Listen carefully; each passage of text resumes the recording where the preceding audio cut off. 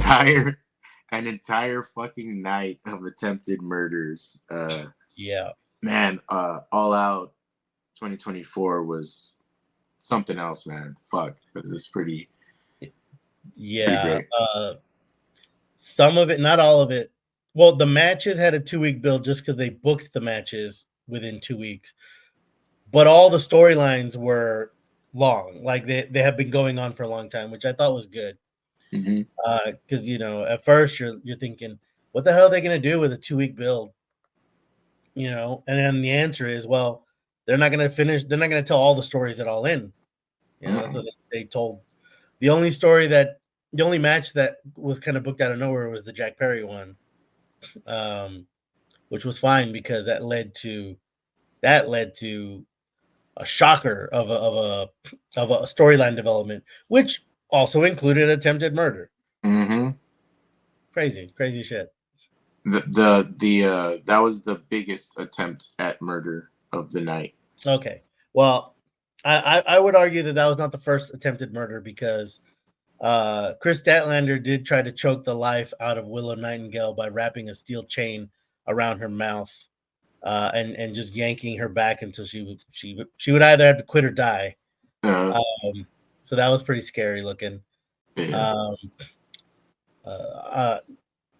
Chris Statlander murdered her own genitals by doing a split onto thumbtacks. Oh God, yeah, which was terrifying. That was awesome. That was so fucking cool. I was like, oh shit, never seen that one before. That was fucking badass. So Jack Perry had this match with Bryan Danielson, and it was really good. And but nobody figures that Jack Perry's going to win. Not to be a jerk off, but Bryan Danielson's not going to do this storyline where he's going to keep this title until he loses and then retire 2 weeks later. Yeah. But it was a good match still. But then after that, the Elite the Elite showed up and beat him up. Is that what happened? No, it was so that's the part that I fucked up. So before it was the Patriarchy that came out, but before Christian Cage came out, it was it's the Luchasaurus or Killswitch. Right, that's the guy who came out and put the beat down.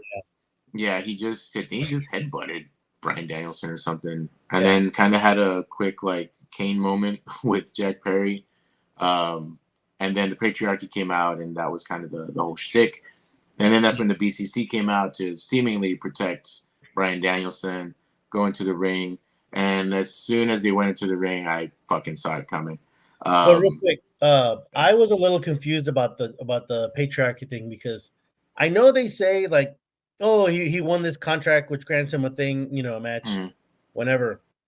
But I was still under the impression that meant the match has to get booked.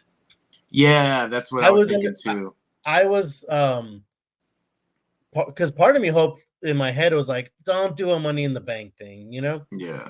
Don't do that gimmick. Let WWE do that gimmick and let nobody else do it because it just feels it's kind of a Deus Ex kind of thing. He wins it, Yeah. Which for the most part, it's when WWE does it, it works out half the time. But I didn't want AEW to have anything like that, and I guess they do, but they didn't make it clear enough to me. So I was confused. I thought they were gonna book a match, but whatever. And that was my feeling too. I thought that was gonna be the case, but and I mean, como quiera, I didn't think they were gonna pull the trigger anyway. No. So seemingly BCC comes out to protect Danielson. They go in the ring, celebrate with them. Well, it's Moxley, Claudio, and Yuta, so his fellow BCC members. And that was actually that. Oh man, that makes it more heartbreaking. Because when they came out, he's kind of smiling, or when Mox came out, Danielson was in the ring and he was smiling, he's on his knees, all exhausted, smiling. He's like, "Oh shit, homie came back, fuck yeah!" Because since Mox has come back, 3 weeks ago, they haven't interacted or anything. He hasn't acknowledged really the BCC and shit. No. He's been hanging out with Marina Shafir. So and and Pac has been taking his place. Yeah, so Not as a BCC so member, but as a warm body next to the BCC. yeah, so yeah, Mox came out by himself, and then after that, it's a Claudio and Yuta, and then Pac, and so that was pretty cool. Then that's when they get in the ring and they're all celebrating and stuff. Um, and fuck, man, uh, they're holding his hands up and shit, and then out of nowhere, fucking Claudio just hits him with the European uppercut. Boom! Didn't knock him out. He just landed on his butt, and he's like looking at him like, "What the fuck, Claudio?" Yeah. And that's when the beatdown started, and fucking Mox produces a plastic bag, and Yuta's like, "What the fuck?" And, Mox, Pac is holding him back. Like yeah, they're not fighting him. They're not fighting Yuta. They're just holding him back. yeah, And like Yuta's not trying to fight. He's just like crying. It felt very different from like the typical wrestling shit, but it was cool to see. Yeah. So yeah, as Mox put that bag over Danielson's head, fucking tried to suffocate him, and yeah, Pac's just holding him back with like one arm essentially, while Yuta's just like not fighting, just fucking heartbroken, like why? What the fuck? Yeah, like he's not fighting because he's still friends with everybody. And yeah, like that made it so fucking cool. Like that's so like not wrestling, it's usually like, oh, they're beating up my friend, now you're my enemy, and now I gotta fight you and throw the punches all around and try to clear house. Happening. Yeah, and that's kind of slowly been happening in the past couple of years. It happened a lot with the Bloodline. And it happened like with the Usos specifically, and it happened with the Rascals in NXT when they imploded, where you don't just jump to blows because that's like one of your best friends in the world. So you're standing there shocked to be like, what are you doing? Yeah. So that was really fucking cool. And instead of like fighting, he's just like, man, why are my homies trying to kill the other homie?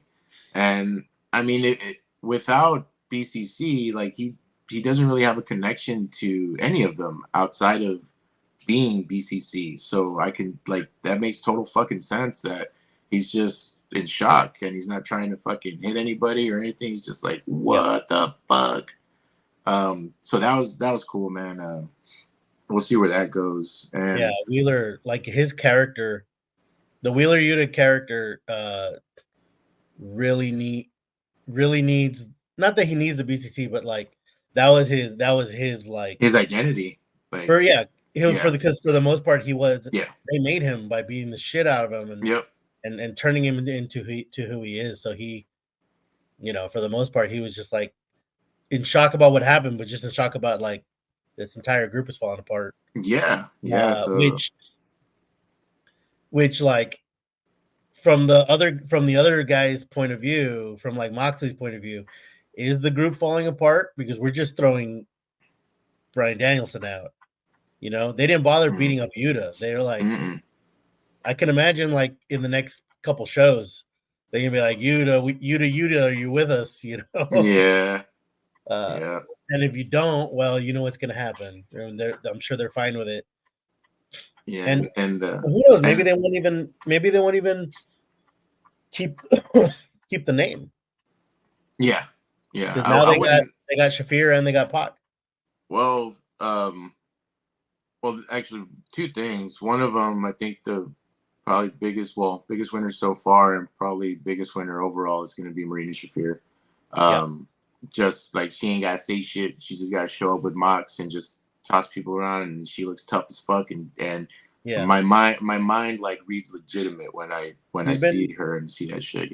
Since she's been there, she's been floating around and not really making waves. And the answer to that is the answer that they've been doing in WWE is you form a group, you form a group, then you have something, and then you're part of something. So like there's a lot of trios, for lack of a better term, in WWE, even though there's no trios titles or no 6-person titles. But that makes these people into somebodies, which is really cool. Yeah, because it's the whole thing of like when you're writing a story, right? You start coming up with the characters, like as the story goes, like the character, like you don't really write the story. Like the characters are kind of writing the story for you, right? So you just let them react to situations. So that's why that is so helpful, because you have other people to bounce shit off of, not just like when you're trying to come up with stuff, but also like during the course of like making the show, like during the show. It's like now you have other moving parts, so other things to consider. So now you have talent that's actually, you know, if they're, if I don't want to say if they're worth it, if they kind of get it, you know, as far as putting everything together, you know, the person, the character with the personality and the wrestling and all that stuff. When you have more people to bounce things off of, then you can start to make a more distinct personality, while all four or five, three of you are in that one spot, just like with the Judgment Day, you know, and their segments, like you were seeing like each one had their own little personality and stuff. You didn't, you didn't have to concentrate too much time on any one person. It's just what's the dynamic. Well, instead of giving each person 5 minutes, you give the whole group 5 minutes, and what's the dynamic within those 5 minutes that's going on. Anyway, so yeah, again, I think the biggest winner in all of it, and this is going to be Marina Shafir.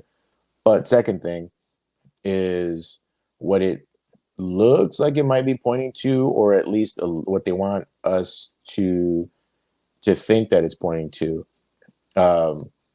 I think is the whole Shano Mac tease that that they had a meeting or something like a month ago, 2 months ago. Like it was, I guess, just a casual meeting, but folks were kind of reading into it and wondering if maybe Tony Khan's thinking of bringing in Shane into AEW. So when you look at the perpetrating offenders of the Danielson beatdown, and then you think about what Mox said to Tony Schiavone a couple weeks ago about this isn't your company anymore. That's really when it started, when the Shane McMahon talk started. And so now you have these former WWE guys that are that were basically colluding to beat the shit out of Danielson and get him out of there. Because you have Pac, who's Neville, you have Marina Shafir, and then Mox and Claudio. So I think that's what they want you to think. I don't know where the fuck it's going to go, but I think that's what they kind of, or that's a picture that's being painted and what people are discussing. I don't know if that's going to be the case, but that's a thing that's being floated around. I agree. That's what they want us to think. I don't think it'll go. I'm going to say I don't think it's going to go that way because I really don't want it to go that way. Yeah. I don't want Shane McMahon anywhere near that television show. I don't either, but here's one thing though that I was thinking is, or another reason why I was thinking like, fuck man, it might be a possibility, is that whole Raw Underground shit was a Shane McMahon deal. Según. Allegedly that was a Shane McMahon thing. So who better to be involved? And again, that's why it's like, fuck, it's a possibility, because you have the BCC, who's very like shoot style, have a very shoot style. Marina Shafir, who's a legitimate MMA fighter. And so with all that, and knowing that, that was, Shane's baby, that Raw Underground stuff, are they going to try and do some shit like that? Maybe they're going to have a partnership for another promotion. Like, who the fuck knows? But that's why it stays in my head. Like fuck, it might actually happen. But like you, I'm not interested in seeing Shane in there either, especially after that last run or last several runs in WWE. Yeah, it's like, nah. We used to think back in the day when we're teens and shit, when you first started coming out, you were hopeful that, man, maybe this will. We were hopeful that maybe Shane would take over and WWE would be like it is now, where it's just more watchable. But whenever they're doing that whole authority thing, and then like he ended up coming out, like you could see that no, he's gonna be just like the rest of them. Having him come in and beat up your wrestlers is not going to look good. And because it's Shane, he's going to want to come in and beat up your wrestlers. So I don't want that. The very last time we saw him on WWE television, which was a WrestleMania, he walked in and the point of it was he's going to go in and beat up the Miz. Yep. and nobody wanted to see that. And you know, uh, his I don't know how to say it. But it was a. He's rich, so whatever. He's rich as hell. I'm glad his quads busted because number one, he could afford it, and number two, get off the TV. I was so annoyed, and at that point, I was just so annoyed with the McMahons in general. So like, Yeah. it was like a shot in fraudy or whatever you want to call it, where this Schadenfreude. is so delicious to see this guy tear both his quads while doing a leapfrog when he's beating up the Miz of all people, you know, like okay, haven't the Miz suffered enough, man, you know? Yeah. And also like for WrestleMania like match or segment, like The Miz versus Shane McMahon, there is no storyline on this fucking earth that you could present on television that would make me say, you know what? The Miz versus Shane McMahon is a fucking WrestleMania match, bro. Yeah, Nah, no. and that's what I And mean by you could tell that, and it's that it goes back to that passion shit. Like Shane McMahon ain't in it to fucking help anybody else. Like, dude, like this is essentially your company. You don't got to do all that that shit. that's what I don't like about Shane is that for him it's gonna have to be like he's pushing Shane McMahon, which on the screen he's pushing Shane McMahon. Like you're behind the scenes and you're making millions of dollars. I'm like, isn't that enough, dude? Like, Yeah, don't get on the TV and beat up the wrestlers. Um, you know, the thing that worked out about that is that we got to see him blow his quads, which was funny. Again, he's so rich.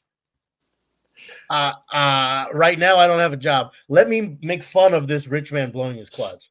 Uh, and so, and you know, that made me laugh.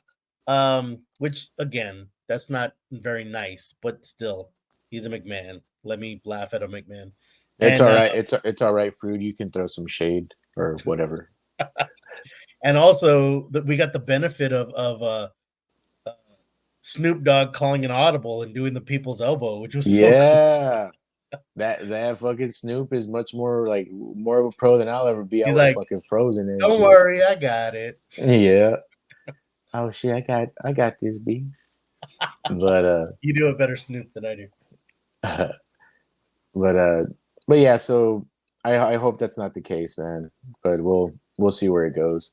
Oh, another thing too, because I already had that on my mind. During the media scrum, it was basically just Tony Khan talking about, taking questions about like potential rights deal with WB and all that Oh, stuff. yeah, tell me about And that because I didn't even see the scrum. so yeah, so it wasn't too crazy or anything. Like he just said, it's that they're like on the 1 yard line, about to go into the end zone or whatever, but they Tell me haven't what that ironed out means. I also don't watch football. that they're close to getting a deal. He said that he's 100% sure that they're going to cross it to the end zone. Oh, But I cut off the scrum at that time as I took off. But I think he was going to say something like, it's 100. He's 100% certain. It's just a matter of when and all the details and shit. But during that, he was talking about the amount of market share that AEW has right now. Um, and speaking about it in terms of from when they started to where they are now, like how much of the market share they have in wrestling, and the only other sports brand that you could compare that to, it was the AFL back in the day. But that was kind of the long and short of it. He didn't really say too much about anything streaming or anything like that. But that was what stuck out to me. seeing Shane on All Elite Wrestling is going to give me the same feeling of when Bischoff and Hogan showed up in TNA, Yeah, where I'm not supposed to be seeing this guy on this show, and I don't want it. yeah, yeah, and it's one of those things where like, man, like you don't even have to fucking present any kind of plan. Like I know it's not gonna fucking work. like Yeah, I know y'all are actually running companies, but let me that tell night you, will get good we ratings, and oh yeah, then it'll settle back. yeah, and it's all it is. It's like look at history. Like we and so many others have been watching this shit long enough to be able to say like it's not gonna work, man. Like Yeah, we've seen what they do, and that was under the thumb of a fucking tyrant. Like now, because it would actually, you're actually absolutely correct. It would be like Bischoff and Hogan going to TNA with Dixie. Shane would be doing the same shit to fucking Tony Khan, probably. Yeah. I mean, we see kind of what happened with the CM Punk shit. Khan was kind of like, okay, that went on, whatever you Right. say. Like he couldn't wrangle that dude. Who's gonna Yeah, say he so can wrangle Shane fucking McMahon? yeah, but with that isn't to say that I want to see any kind of like version of Tony Khan that's closer to like a Vince type. It's No. just just get the people that, again, passionate, that actually give a fuck. Like, get those people in your company. Yeah. So that way you don't have to practice fucking wrangling people. Like, come on, man. Like, you're looking to make money. You're looking to be professional, grow a fucking business. Like, there shouldn't be a need for that shit.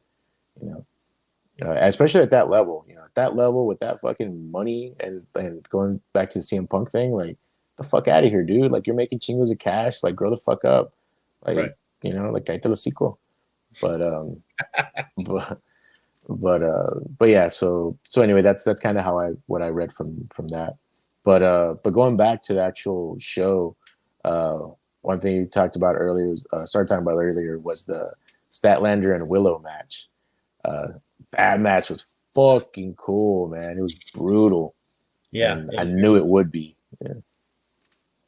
I was a little again starting off by saying I don't really give a shit who wins or loses anymore at my age. I just want to see good wrestling and good story. But I was a little confused that Chris Statlander won, just for the fact that it's a battle of two former champions, and there's not a lot of people bubbling up to face the current champions. And the current champions, TBS and women's, are heels. So I was a little confused that Statlander won. Simply just also because Willow is so over that I thought she would win and move back up to facing either Mercedes Moné again or oh God, what's her face? Mariah May. Yeah. It could be one of those things where it's better to keep Willow away from challenging them again, and then more than likely losing. Yeah, that is a good point. And then how, okay, like, fuck, she lost this brutal ass match against Chris, but we kind of know why. It was brutal as fuck, and that's someone that she knew very well. So you can make all kinds of different like reasonings and excuses for like why Willow lost, and it wouldn't hurt her because it was still a badass match, as opposed to her winning, and she goes to challenge for the title, and shit, she fucking lost. So now you gotta come back down. So this, even though she lost, it still the loss keeps didn't hurt. Yeah, Nah. It definitely didn't hurt. Yeah, but yeah, dude, they fucking went all out. No pun intended, shit. But they for real went all out, and that spear spot off the stage through the tables, that was fucking cool, man. Yeah, that was not the impact, but the delivery was definitely fucking Rhino level. The way she like grabbed her and the way they fucking floated out, it was fucking. And if there were beauty, man. If there were crash pads under the tables, they were hidden and they didn't show up on camera, which made me wince. Yeah, because I didn't see. I didn't see him either. I didn't think there was any, man. So I was like, fuck, this it was intense. I say I said it in a way of like hoping there was crash pads because it looked brutal. Yeah. But I didn't see any. No, yeah, it was impressive, but it's because you couldn't. If there was any, you couldn't see if there was. Like, fuck. There was this one when they did the thumbtack spot. What crossed my mind, and this would be the stupidest thing to do. I think Willow was down like on all fours, and Chris had her back turned or something. And I think she had a weapon or no sé. But I was thinking that would be funny if like Willow. It's so dumb. It would not work. If Willow like grabbed a handful of thumbtacks, put them in her mouth, and then whenever Chris turned around, like she like spit them in her face like mist. that would have worked. That would have totally worked. Yeah, that would have been funny. Yeah, that would be like I'd like to see that one day. So, any of the two listeners that are listening right now, if you can shoot that up the chain to someone on social media. After liking, yeah. Yeah, like and subscribe and share. Um, but yeah, that match was really good. What else have we not gotten to yet? Oh, the opener, Daniel Garcia versus MJF. I watched that one twice. The I wa- match of too much bodily fluids. I watched that match twice, but only actually saw maybe 5 minutes of it. There was some blood. There was a ton of spit and a ton of mucus. And it was getting all over each other. It was like double dare by the end. They were covered. Both guys were covered in each other's various forms of slime. It was so disgusting to watch. Oh God. Yeah, that was, and whenever when MJF hit the low blow and then just pinned him, I was like, man, I'm so fucking done with this shit. Like, no mames. Every And then MJF match ends like, I hate to say it, but like his matches all end like church farts, you know? Yeah. Like, oh, and then he hit him with the ring again and gave him a little schoolboy. Or oh, he gave him a low blow and gave him a schoolboy. It's crazy how they just do the same thing for his endings and the endings of his matches suck. Yeah, and I always think, because when I think of shit like that, of doing that shit over and fucking over again, I think of Ric Flair. In so many matches, oh, the fucking Four Horsemen came in, and oh, this fucking, because a lot of them were like DQs and shit like that. But that's the thing, is like, motherfucking ain't no Ric Flair. And also, like, there's more shows televised every fucking week, so and people are exposed more to your matches, like, so this is gonna it's gonna be nonsense after a while. I'm also not as much of a fan of MJF as I was within the first year. Mm-hmm. Or rather, even like during the CM Punk feud, that was his best, I feel. Yeah. But he's definitely, in my opinion, he's definitely degraded a lot by. Well, you can't tell me that MJF is such a great heel when he's wrestling and he gives a thumb to the eye every match in front of the referee, and the referee doesn't do anything. It just makes me not care about the match. Yeah, and yeah, I've been confused as to what they're doing with MJF for a while now. I think we talked about it before, like the whole friendship thing with Adam Cole and all that. Yeah, and yeah, I don't know. Like, are they just letting this kid just like run things, like dictate what the fuck he does? Because that's like, at the end of the day, like, he's still a young wrestler in his mid-20s. I don't give a shit. Like, if he's been wrestling since he was 18, 17 or whatever, like, dude, like, you're growing along with this company. Like, just because you show a lot of potential, like, why are they just trusting that you know exactly what the fuck you're doing? How many wrestlers are, go into, or something in their 20s, like early 20s and mid 20s, late 20s, but then it's like they're well into their 30s when like it actually fucking snaps, and they're like, oh shit, like, this is when I actually learned how to do my shit. And with MJF, it's not that he's falling back. It's that it's the same old shit. It's the same stuff. And again, like, it worked with Flair because he was Flair, but Ric Flair, MJF is not. And especially with his style of promo, where I get it, tongue in cheek and all that shit, but most of the time, like, he's just taking the wind out of his opponent's sails. So and it's like he makes it a point, and I get it, you want to be edgelord and all that shit, and it speaks to certain fans, but that's not the point, man. Like, it's, you get yourself over by what you do with the other person, not just by fucking talking them down because you have this so much mic time, so much TV time and shit. If I was the dudes there in AEW, I'd be like, yo, like, let's fucking cut back the burying your fellow talent. You can talk yourself up without having to bury somebody else like that. Do it only when it calls for it. That's the biggest thing that's bothered me about MJF is the fucking the shitty fucking promos that are like unnecessary. Like just keep it within fucking the storyline, dude. Like that's it. Like don't like stop the childish fucking middle school fucking bullshit. Like come on, like let's put on a fucking show.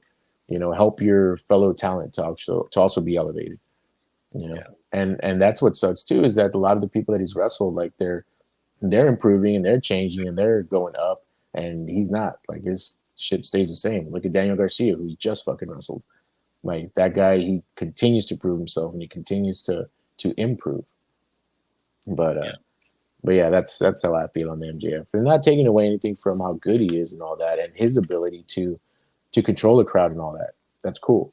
But and over like the overall like health of the company and all that, like are you really helping or are you just helping yourself? Yeah. I agree with that. But yeah. And so what earlier I was saying is whenever I saw the end of the match, I was like, man, I'm fucking done with this shit.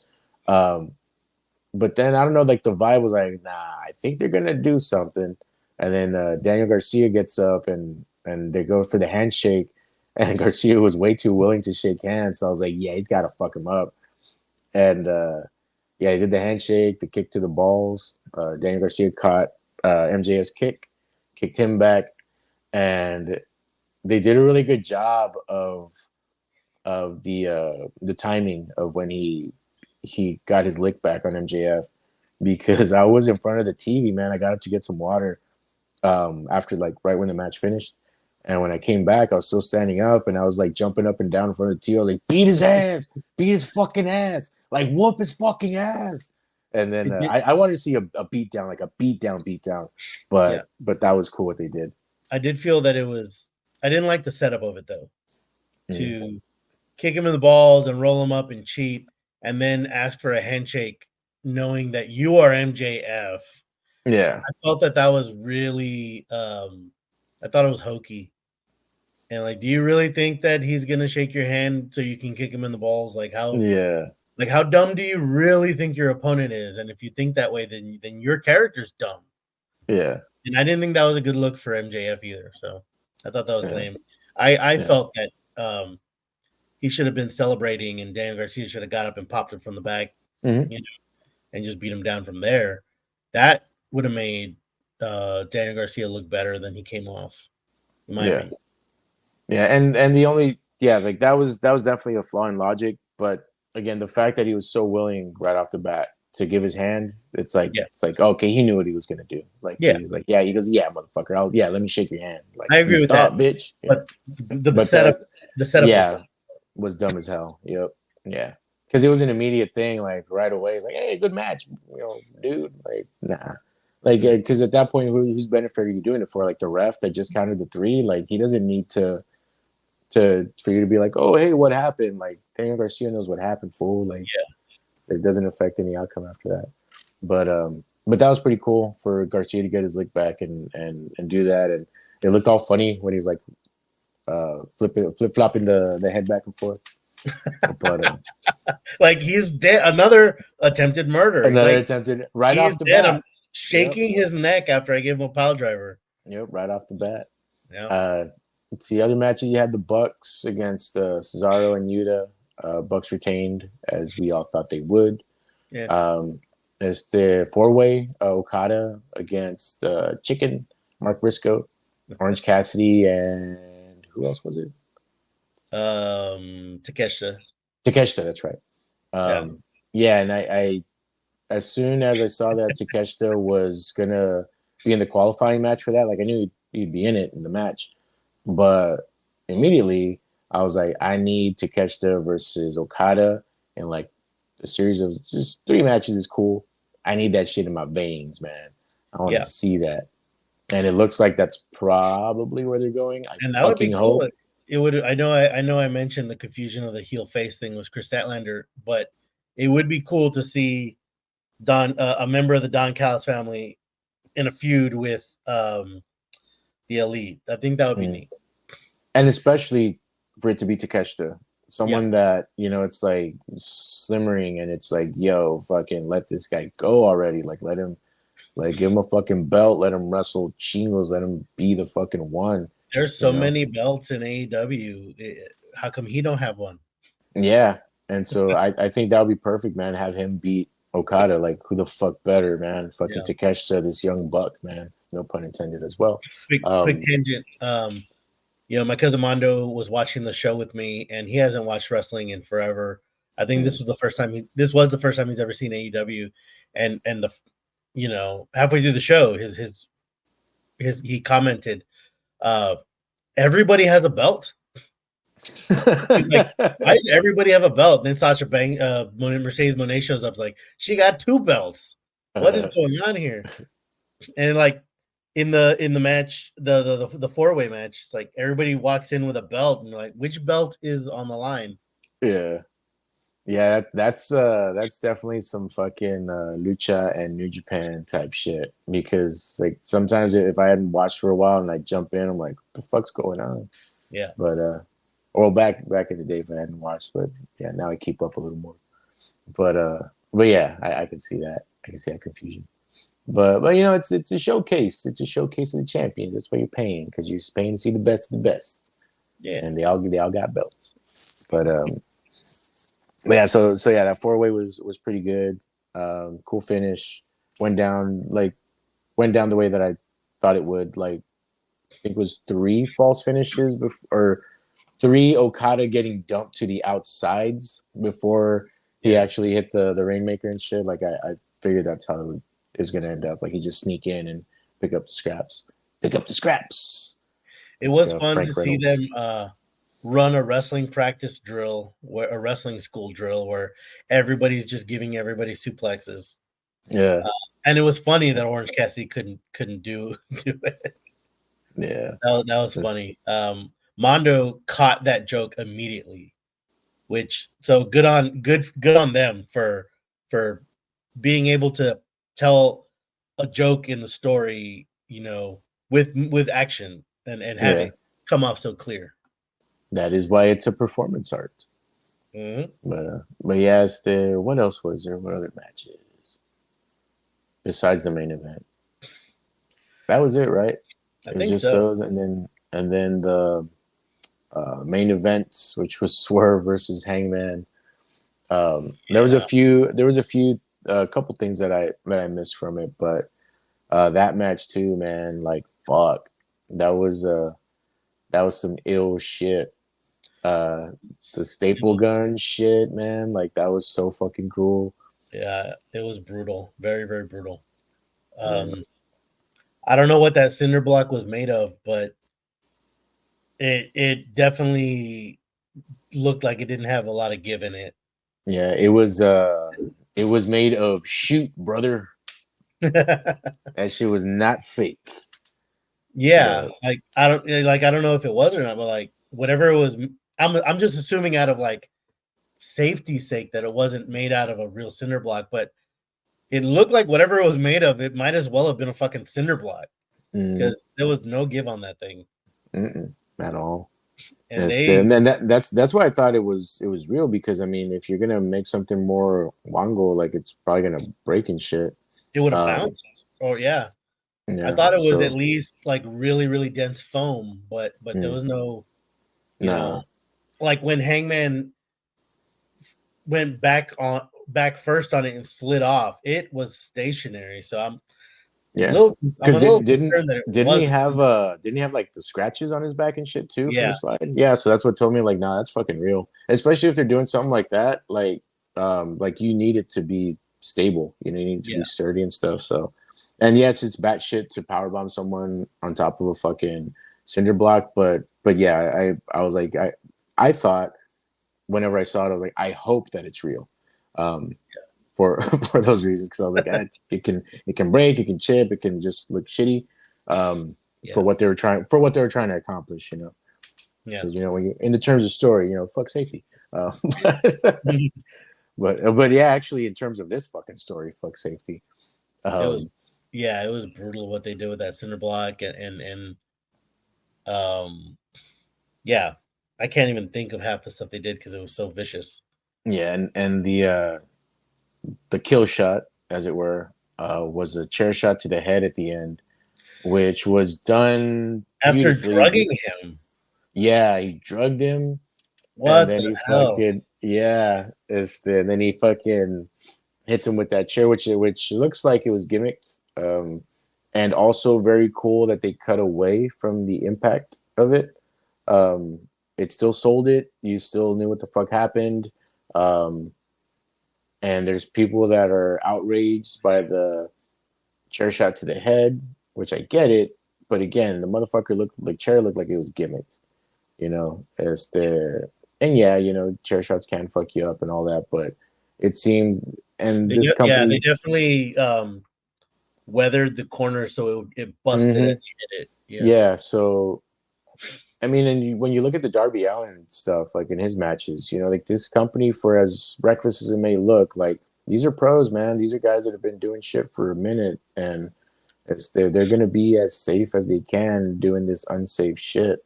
yeah, So something like that, especially like a unprotected chair shot to the head, they're gonna make it as fucking safe as they possibly can. Yeah, don't do chair shots to the head in wrestling, but for this feud, for that, like, yes, it fucking worked. it's And like Cody Rhodes said, we should not be paying for the sins of the previous generation, and he mhm. said that right before or right after he got his head split open by a chair. Yeah. There you go. But yeah, but that was really fucking cool. That was and it's just crazy, like the level of violence in this pay-per-view for this company who's mainstream as fuck, you know, with pending WB new WB TV rights deal and shit. Um but they're showing that WB. they're Discovery, WB Discovery, Warner Brothers Oh, I thought Discovery. you meant like the WWWB, like No, frog, no, dancing no. frog. Actual Warner Brothers, not not just the channel, Like, are they gonna play after the Wayne brothers? right? It's been, but yeah. So looking at the violence and stuff, and the way that that everything was presented, you have a fucking plastic bag, you have a fucking hypodermic needle, to fucking he fucking injected that shit in Swerve's mouth and shit. So you have this stuff going on that's really fucking crazy. But again, it's a wrestling show. It's a show that's about people going to violent measures to settle feuds. It's it's a lot of craziness, wackiness. It's a show. Like you can do that shit on fucking TV shows like goddamn Law and Order or whatever the fuck, or any other on-air show, and no one will bat an eye. But oh, it's a fucking wrestling show. Like, I'm sorry, it's not Doink the fucking Clown Right. coming out. It's not TL Hopper. It's not Hulk Hogan in his heyday kind of shit. Like, this is it's present it's a wrestling product being presented to be a little more realistic, a little more sports based, but also it's wrestling, so it's fucking mamon. It's Yeah. fantastic, all right. Um, it's less of a show about a wrestling show like WWE is, and it's more like, yo, this is a fucking wrestling show. Oh shit, these guys are doing this shit. Um, but I can see why people would be bothered by it, but it's just because they're so fucking used to something else.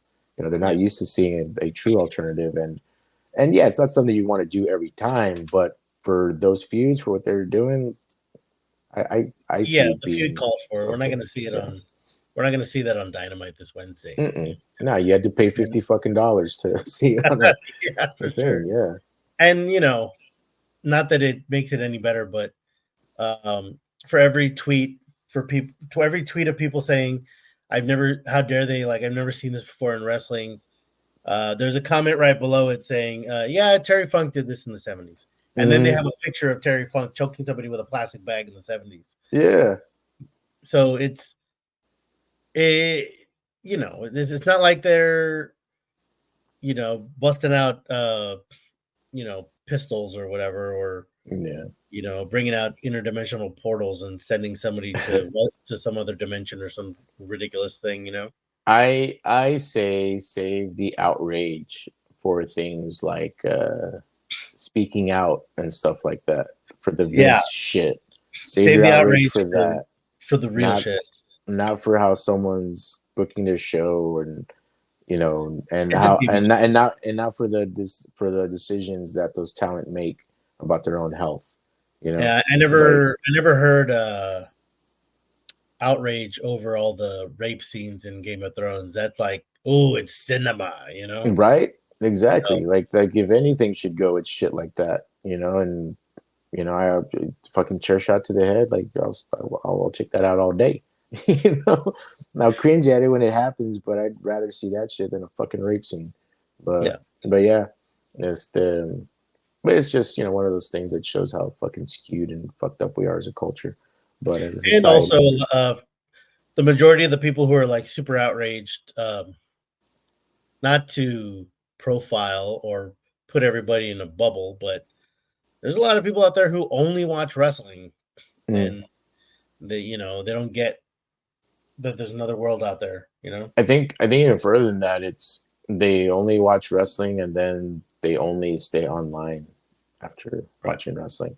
And it's not the real fucking world. And it's not the only form of entertainment. Like where the fuck do you think wrestling does get a lot of their stuff from? It's from every goddamn thing else. Why Yeah. do you think we're attempting murder on a wrestling show? It's because of the influence of every other fucking thing. But yeah, overall a really good show. Excited for the next uh the next steps in the AEW storylines, man. Like I'm gonna make a prediction. oh shit. I'm gonna make a prediction. This storyline ends with on one episode of Dynamite, Tony Khan's gonna come out and he's gonna say, "Hey, I'm very sorry, I have to make this announcement, but earlier this evening, before the show started, there was an altercation backstage, uh, you know, and Hangman Adam Page murdered Swerve Scott. Swerve Scott is dead, and this is, and then as the weeks go by, it'll be like, Hangman Adam Page was sentenced to life in prison. We'll never see him again. And in that time, those guys get a much needed vacation. And then the next week later, you know, uh, Hangman Adam Page comes back as a different character. Swerve Scott comes back as a different character, and Oh they're a Jesus. tag team. Those new people, the new characters, are a tag team. Yeah, that's what's gonna happen. Fuck it, book it, Tony Khan. Book that shit.